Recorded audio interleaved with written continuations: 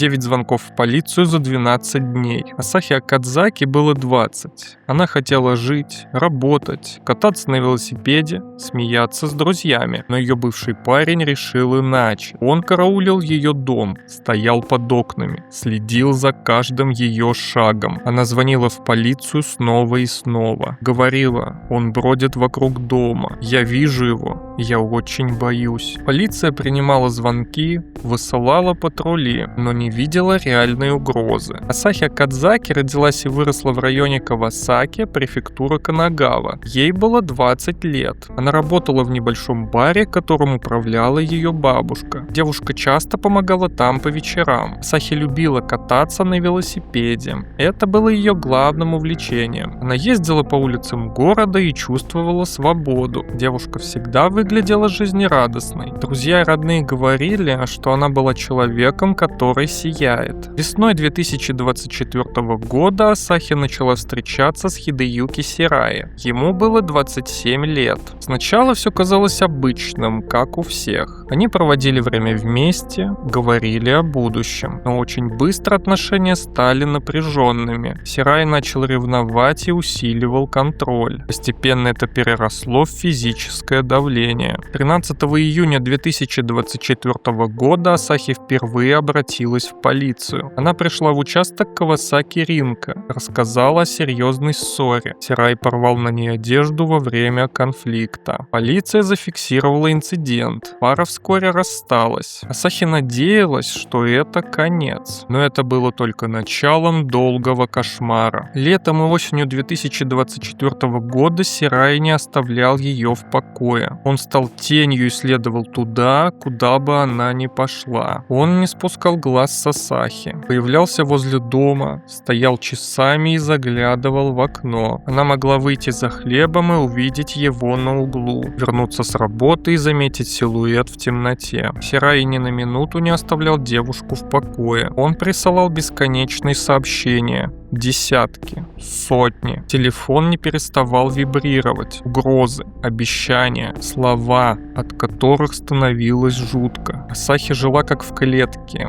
Каждый звук за дверью заставлял вздрагивать. В сентябре отец Асахи, Тецу Акадзаки, решил вмешаться. Он встретился с Сирай и потребовал оставить дочь в покое. В это время Асахи подала заявление в полицию, но позже забрала его. Она сказала, что, возможно, преувеличила ситуацию. Полицейские пытались ее отговорить. Они объясняли риски. Но Асахи настояла на своем. Она хотела верить, что все утихнет и спокойная жизнь вернется. Но в тот момент девушка не знала, каким ужасом это закончится. К декабрю 2024 года страх ударил с новой силой. В это время Асахи переехала жить к бабушке в Кавасаки. Она надеялась, что в этом доме ее никто не найдет, что наконец-то можно жить спокойно. Но ощущение опасности не уходило. Крыша над головой была другая, но страх был тем же. Она чувствовала, что Сирай все равно ее найдет, где бы она ни была. С 9 по 20 декабря 2024 года Асахи звонила в полицию 9 раз. Она говорила: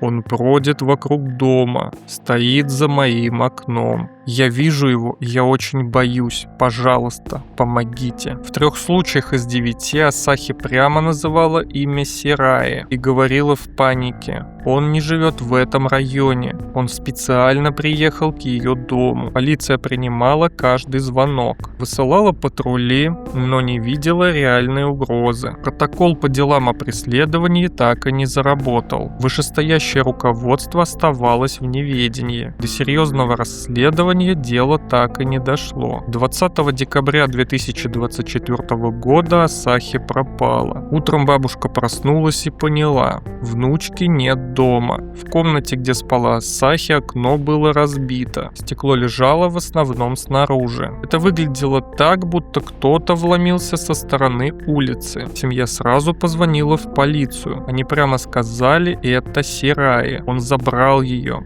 Они были в этом уверены. Полиция начала проверку. В следующие месяцы они несколько раз допрашивали Сирая в добровольном порядке. Посещали его дом в Кавасаки, но обыски были поверхностными, без ордера. Сирай разрешал посмотреть некоторые комнаты, но не все. 26 декабря он пришел на допрос и спокойно, почти буднично признался: да, бродил вокруг ее дома, да, караулил у работы, да, отправлял сообщения с угрозами. Этого он не скрывал, но никаких мер не последовало. Месяцы шли, а Сахи так и не могли найти. Семья была в отчаянии. Они звонили в полицию снова и снова, указывали на Сирая как на главного подозреваемого, просили провести полноценный обыск. Но следователи говорили, что доказательств для ордера недостаточно. Сирай даже уезжал за границу, в Лос-Анджелес, и это добавляло семье тревоги. Только 30 апреля 2025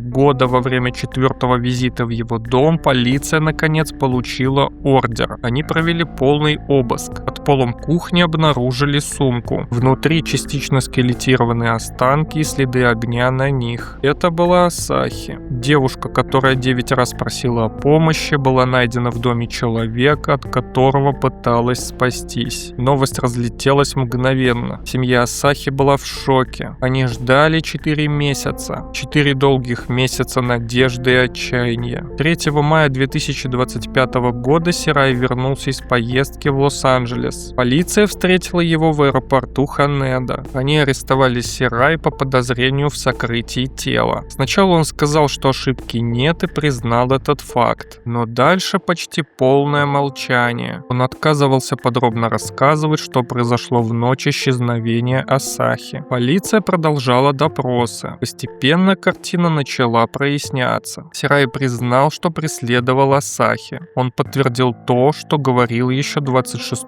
декабря. Бродил возле дома и работы девушки, отправлял угрожающие сообщения. «Я не прощу тебя». Такие слова он писал. Но главное признание пришло позже. Он сознался в лишении жизни Асахи. Однако детали все еще оставались неясными. Сирай почти не говорил о том, как именно это произошло. Следователи установили, что тело было спрятано очень тщательно, под кухонным полом, в сумке, с признаками огня. Это говорило о попытке скрыть следы. Пока полиция проводила обыск, семья Асахи не сидела сложа руки. Они много раз обращались в вышестоящие инстанции, жаловались на бездействие местного участка. Они чувствовали, полиция не воспринимала ситуацию всерьез. И это оказалось правдой. Полиция Канагавы признала серьезные ошибки. Офицеры не активировали протокол по делам о преследовании. Они не сообщили руководству о 9 звонках Асахи. Не увидели опасности, хотя девушка прямо говорила, что боится за свою жизнь. Сирай несколько раз допрашивали добровольно. 3 ограниченных осмотра дома с его разрешения. Без ордера, без тщательного поиска. Он спокойно пускал их в некоторые комнаты, но под пол кухни никто не заглядывал. Между тем, смартфон Асахи был выключен с момента исчезновения. Это тоже было важным сигналом, но полиция не отреагировала достаточно быстро. Волна возмущения прокатилась по всей Японии. Новости заполнили все каналы. Люди спрашивали, как такое возможно. Девушка обращалась 9 раз за 12 дней, а полиция продолжала считать это обычным конфликтом. Сирай даже уехал за границу.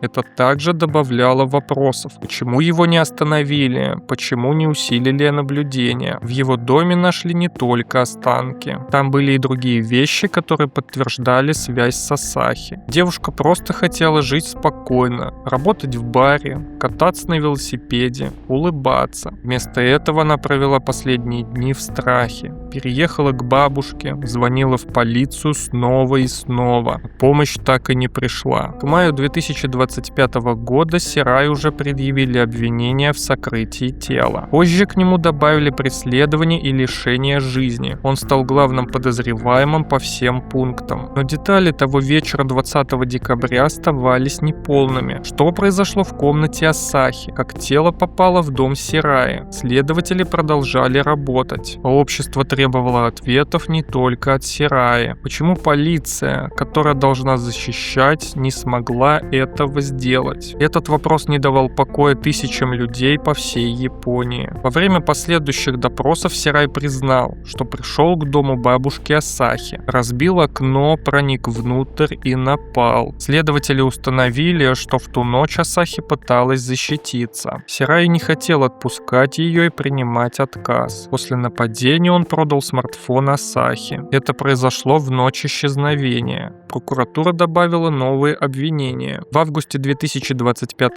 года Сираи обвинили в лишении жизни. Раньше были только сокрытие тела и преследование. Наконец, все встало на свои места. Сираи теперь ждал суда. Он почти ничего не объяснял. На допросах говорил мало. «Я не хотел, чтобы она ушла». Такие слова иногда звучали. Но никто так и не понял, была ли это вся правда или он все еще что-то скрывал. Тем временем семья Асахи не молчала. Отец Тецу и сестра выступали публично. Они рассказывали, как Асахи улыбалась, как любила велосипед, как помогала в баре у бабушки. Сестра говорила со слезами. Она была человеком, которого все любили. Почему это случилось? Они требовали полной правды в суде. Хотели, чтобы Сираи все рассказал. В то же время полиция Канагавы продолжала проводить глубокую проверку. В сентябре 2025 года вышел большой отчет. Начальник полиции Каору Вада снова извинился. Он низко поклонился перед камерами. Полиция наказала больше 40 офицеров.